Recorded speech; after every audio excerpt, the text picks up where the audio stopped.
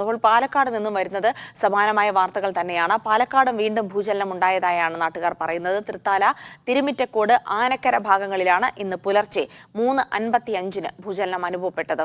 T Nandagopal വിവരങ്ങൾ നൽകാനുണ്ട്. നന്ദഗോപാൽ, ഇന്നലെ ഉണ്ടായ അതേ ഇടങ്ങളിൽ തന്നെയാണ് ഇന്നും പാലക്കാടും ഭൂചലനം രേഖപ്പെടുത്തിയിരിക്കുന്നത്. എന്താണ് വിവരങ്ങൾ?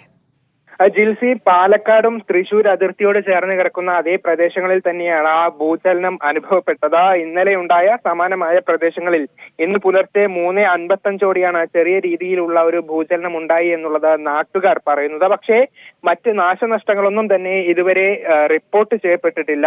ഒപ്പം തന്നെ അധികൃതരുടെ ഭാഗത്തു നിന്നും ഔദ്യോഗികമായി ഇതുമായി ബന്ധപ്പെട്ട വിവരങ്ങളൊന്നും തന്നെ ലഭിച്ചിട്ടില്ല. അല്പ സെക്കൻഡുകൾ മാത്രമാണ് ഇത്തരത്തിലൊരു ഭൂചലനം അനുഭവപ്പെട്ടത് എന്നുള്ളതാണ് നാട്ടുകാർ പറയുന്നത്.